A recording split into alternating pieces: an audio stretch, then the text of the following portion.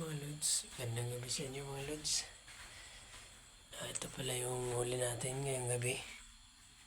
Kasi bukas wala tayong pasok, linggo. Ito pala yung huli ko. Yan.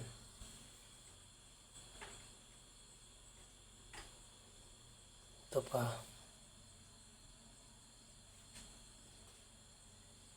Yan.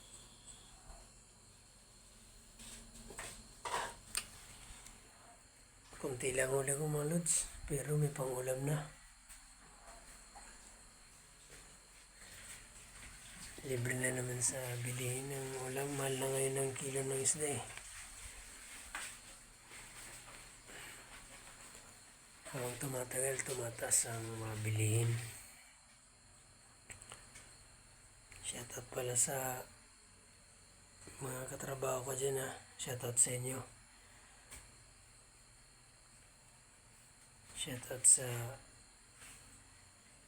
Esper Fishing din ko doon. Shoutout.